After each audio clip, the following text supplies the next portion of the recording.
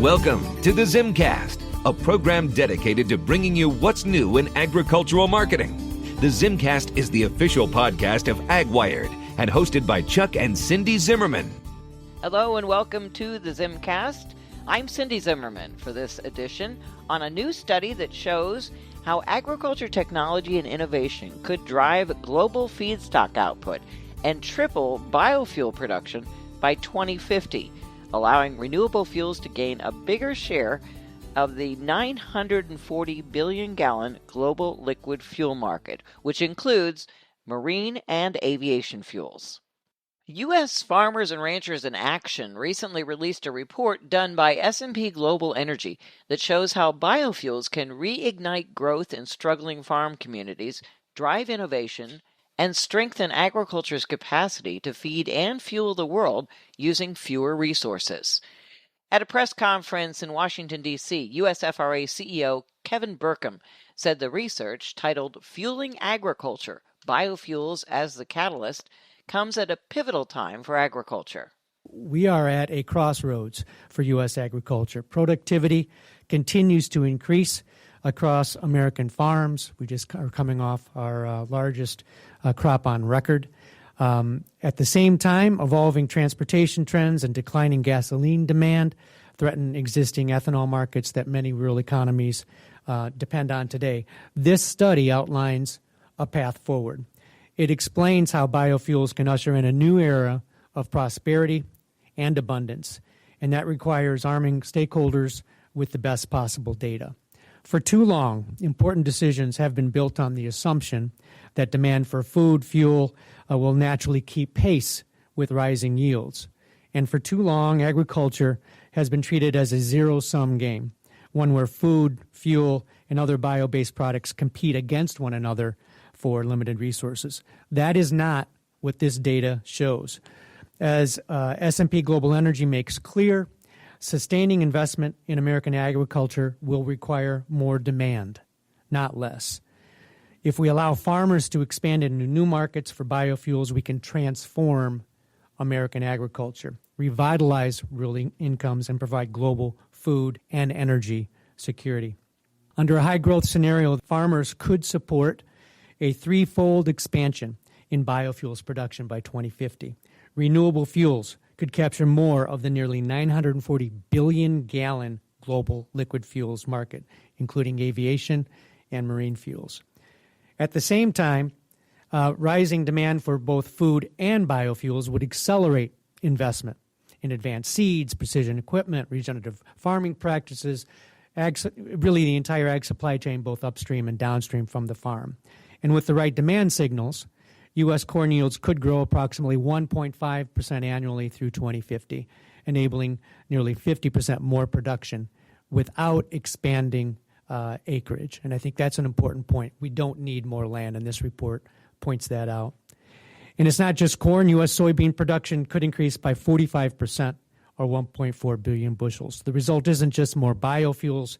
It would increase overall feed and supplies by 45% compared to baseline scenarios. Put simply, biofuels are a game changer we need to unlock the potential of agriculture. For USFRA Vice Chairman Chip Bowling, a farmer from Maryland and former president of the National Corn Growers Association, the report gives new hope for the future at a time when the farm economy is suffering.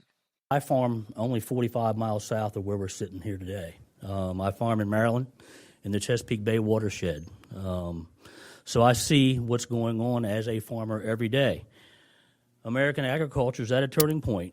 Costs for fuel, fertilizer, and other farm inputs are too high. Crop prices have stayed mostly flat, if not trending down. And many farm families like mine are feeling the financial pressures not seen since the 80s farm crisis. At the same time, we're producing more grain than ever thanks to higher yields and better technology, but demand hasn't kept pace. This means too much supply chasing too little demand. Population growth is slowing, driving patterns are changing, and without new demand, the current ethanol blend rates for U.S. corn would need to cultivate roughly 31% fewer acres by 2050. That's the equivalent of the size of North Carolina. That would devastate communities like mine. It would mean more struggling family farms, fewer local agribusiness jobs, closed equipment dealerships, and more young people moving to cities rather than continuing generational farms. And rather than increase food production, it would literally take food off of kitchen tables. This study shows the possibility if farmers are given the opportunity to expand into new markets for on and off road transportation, including aviation and marine fuels. We have a proven roadmap for success. Biofuels lifted rural America out of the 80s farm crisis.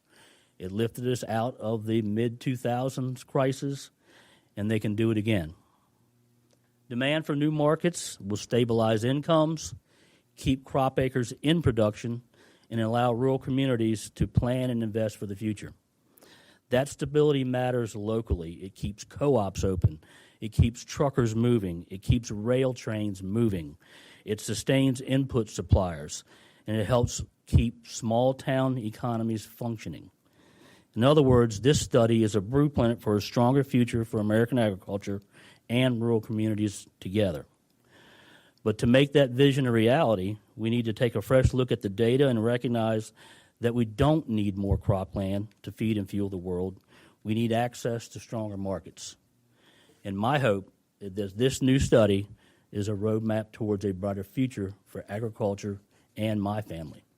Kevin Lindemer, Vice President for Biofuels with S&P Global Energy, provided a brief overview of the study and how they reached their conclusions. Our study was two scenarios. One is, we called it the base case. That scenario represents our S&P Energy and Agriculture's base scenario. This is the one that we base all of our analysis on, so you'll see that. The second scenario we call the optimized scenario. And what the optimized scenario is it's basically technology uptake by agriculture and not limited by demand for agricultural products, whether it be food or fuel. So how many of you remember peak oil? And peak oil meant we're running out of oil. Where we are today, though, is peak something completely different. Markets work. And as a result, what we are looking at today is we're no longer at peak oil. We have as much as we probably want. We are not at peak food production. We're not constrained by demand from agriculture. We right now may be looking down the barrel of peak population in the not-too-distant future and peak food demand. Something that has not peaked and we believe may actually accelerate is efficiency in agriculture and energy and technology. So here's what's driving this. There are three big driving forces that we've identified as driving the market. One is that, as we've heard before, population growth is decelerating. We are now, in fact, there are some studies today that say we might actually have passed population replacement levels and fertility rates. And if we haven't, it's going to be very soon. The second is that energy demand, particularly oil demand, is declining. Our fuels demand is peaking. And the third is agricultural productivity is outpacing the demand for food and for fuel.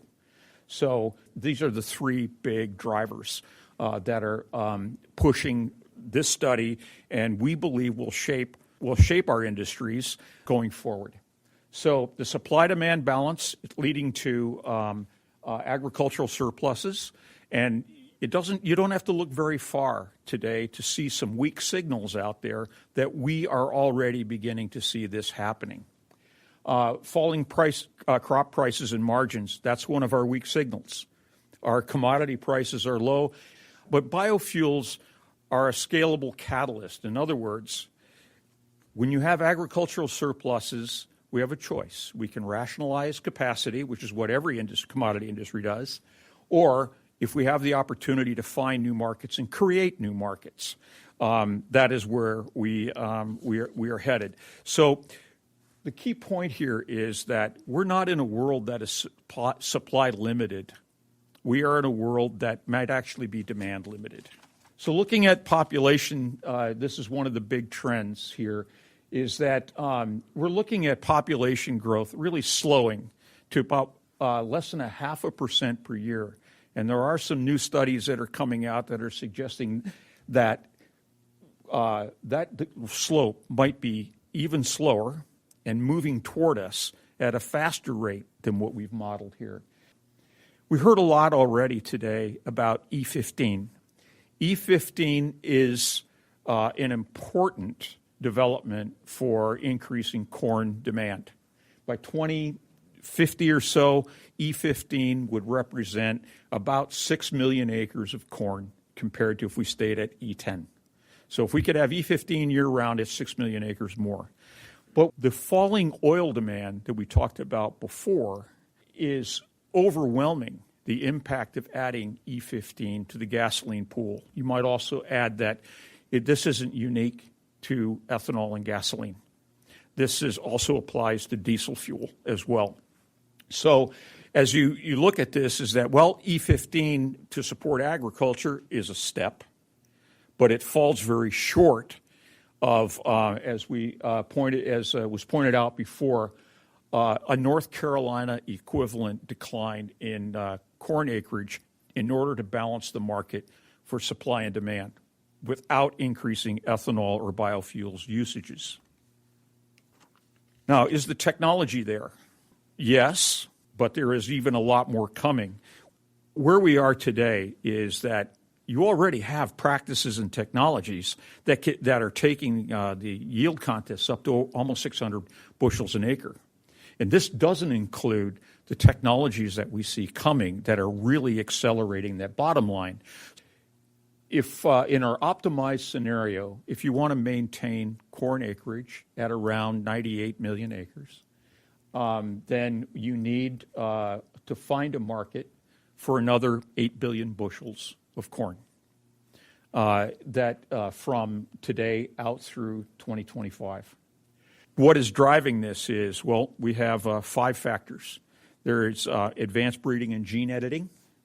There's digital farming and robotics, regenerative agriculture, which you've heard about, AI, enhancement of current technologies to accelerate new development, and then new technologies and practices that are not yet in practice or not yet discovered. And it's important to recognize that where we are today, there are a number of those factors that didn't exist 25 years ago that we are using today and take for granted. So when we go to what does this all mean for how much ethanol could we produce? And we stuck with ethanol here. In the optimized scenario, we could go from the current level of about 35 billion gallons worldwide up to 140 billion gallons by 2050. Again, if you could adopt the technology in agriculture and you're not limited by demand. So if supply could create demand, we'd be up to about 140 billion gallons. And the same thing is happening over on the oilseed side. But because yields are lower, it's a harder thing to deal with. It's still about 170% increase in the amount of biodiesel, renewable diesel, or HEFA-based SAF that could be coming into the market. So we're generating the potential to produce more ethanol, a lot more. Over on the fuel side, what we're saying is gasoline and fuels demand is declining. Now, where do we have opportunities? The opportunities can come from jet fuel with sustainable aviation fuel, either oilseed-based or alcohol-based. And also, there's a lot of activity today looking at the marine applications for ethanol. The new study will be very useful to the administration in implementing policy to help farmers in rural communities at this time, according to Kelsey Barnes, USDA's Senior Advisor for Rural Development and Biofuels. This is one of the number one issues for me. I work on several issues for the Secretary. This is a top one. This is also usually the hardest one I have to fight for. Those who know me personally know that I get a lot of joy out of that. So it's been a hard road in some aspects. I could not do what I do advocating on behalf of biofuels without you guys. Without the science, the research, the data to back up everything that we want to do on biofuels, it wouldn't be possible. So a lot of the very technical conversations and even sometimes political conversations that I have either with the White House or the Department of Energy or Treasury come down to what does the science say? So when you create reports like this, it's incredibly helpful for us as we're advocating for you. Something that I think we don't talk enough about is the regenerative feedstock rule. So in the last administration, they started talking about a climate smart rule. We have renamed that to the regenerative feedstock rule, in part because the rule is about a carbon intensity score. And carbon intensity scores are based off of how much carbon you are sequestering in the soil. It genuinely is about soil health. This administration, along with MAHA, is very focused on regenerative agriculture. And I believe with this role, we have a unique opportunity to be able to not only invest in farmers, but invest in converting some farms that might not typically into being more regenerative and using conservation practices. So we have been working on this role significantly. I think it's going to be great for biofuel producers. It's going to be great for our farmers who are able to receive a premium for using conservation practices. We very much look forward to that.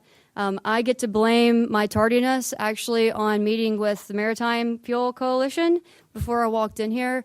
That is something that we are also meeting about regularly and talking to the Department of State regularly. I know last year whenever we came out that we were not going to support the framework, it made a lot of people nervous. Just because we're not going to support a net zero framework that is really good for Brazil does not mean that we're not going to support a framework for our farmers to be able to benefit from maritime fuels. So I think that that's a next big lever that we are looking at. So I appreciate the report greatly. I think now that we've accomplished quite a bit over the last year, we have more to do. I think there's more opportunities to lie. Maritime being one of those, this regenerative feedstock rule that the Secretary has committed to getting out this summer being another, and then also continuing to look at SAF and the opportunities of sustainable aviation fuel. So I want everybody to rest assured that this remains a top priority with the Secretary. The unveiling of the report was good news also for two members of the U.S. Senate, who are currently working to get legislation allowing year-round nationwide sales of E15. Iowa's senior Senator Chuck Grassley was more than pleased to welcome the release of the study. Well, I'm here to thank you. Anything that will help us move E15 along, and your organization and your study helps do that, and I would explain to you why I feel that way. As you might expect, nobody needs to twist my arm to celebrate America's homegrown biofuels. The report that you're releasing backs up what I've been saying for years. Biofuels are good for the rural economy, good for national security, good for the environment, and good for American pocketbooks. In other words, good, good, good. Or you could go by the Campbell soup commercial, good. My home state of Iowa is the nation's leading biofuels producer.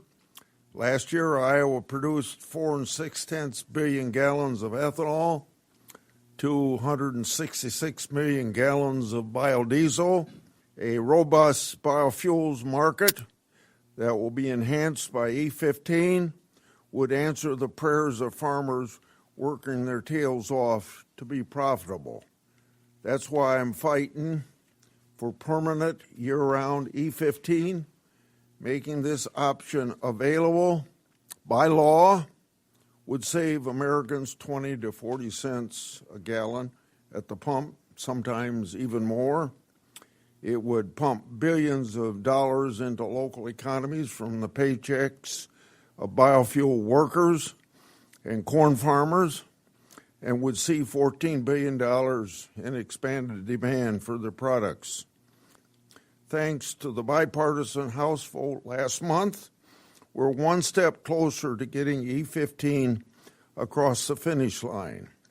The report that you are releasing will help grow momentum to get E15 through the Senate and through the President's desk. Enacting E15, a perfect way, is a perfect way to celebrate America's 250th years of freedom. It will give farmers the freedom to choose cheaper fuel at the pump and unleash innovations for the next generation. Biofuels, including aviation and maritime markets, and it will put America's energy security first. For 250 years, American farmers have embraced new technology to improve productivity using less resources. Getting rid of outdated EPA red tape will boost economic freedom for farmers, biofuel producers, and fuel retailers. As a lifelong family farmer and U.S. Senator for Iowa, I welcome today's report. Thank you. That shows the facts that are on our side. American-made biofuels reflect American values of competition, choice, and innovation. As far as I'm concerned, E15 is an American as motherhood and apple pie. And it's almost too late now if we don't get some action. So anything you can do to help, and this report is going to help, I'm going to say God bless you. Senator Tina Smith of Minnesota was also pleased with the study and hopeful it will help show the importance of biofuels to the future of rural communities. Thank you for this incredible report, Fueling Agriculture Biofuels as a Catalyst. And as I was thinking about coming to visit with you, one of the very first things I learned as a policymaker about agriculture in Minnesota was when I first became chief of staff for the governor and then lieutenant governor. And I learned about the power of value-added agriculture as a way of keeping more money in farm communities in the United States, in Minnesota. And so what you're doing today with this is really, to me, sort of connecting with the absolutely most biggest opportunity that we have for value-added agriculture. I have long been a strong supporter of biofuels and ethanol. This is a way for us to get cleaner energy, renewable energy, lower-cost energy, and to create homegrown pathways for cutting costs and keeping economic opportunity here in the United States and here in my home state of Minnesota. You know, I am part of a great bipartisan coalition of senators with Senator Klobuchar and the North Dakota and South Dakota senators, all the senators in the upper Midwest that understand so well what an opportunity this is for our farmers. And especially as we are sitting here in a moment where it is a rough road to hoe, as my grandmother used to say. It is a tough time in agriculture. We are seeing, I think, an agricultural system that is, kind of maybe more fundamentally out of whack than what we have typically seen with sort of cycles that go up and down. We have a need to boost demand for commodity crops. We have a need to figure out steps that we can take to bring down the input costs that farmers are experiencing, which is meaning that way too few farmers are actually able to see a way through to making a profit this year. And so putting a big emphasis on how biofuels and ethanol, all biofuels, can kind of be a path forward to a new structure for agriculture is just really exciting. I'm very glad to see it. And I want to just emphasize something, which is that traditionally in the Senate, agriculture, broadly speaking, and biofuels as well, has been a bipartisan issue. I talk with the Majority Leader, John Thune, about this all the time. In fact, just a couple of, last week we were talking about how we want to work together to try to get year-round E15 done. And that is, we have to hold on to that in a moment where, honestly, a lot of what happens in Congress is way too divisive. This is, I think, a place where we ought to be able to find some common ground. We are making headway here. It is sometimes hard to see it, but reports like you are putting out here is just so important for kind of lifting us all out of the day-to-day and helping us see what we actually can accomplish. I've learned so much from Minnesota producers about the power of biofuels and ethanol and sustainable aviation fuel and all the opportunities that we have, and I want to really help make sure that those opportunities are a reality. If you'd like to learn more about this new report from USFRA, Fueling Agriculture, Biofuels as the Catalyst, go to fuelingagriculture.com. And that's it for this edition of the ZimmCast, the 761st edition of the ZimmCast. Thanks for listening. You've been listening to the ZimmCast, the official podcast of AgWired. Check us out at www.agwired.com to find out what's new in agricultural marketing.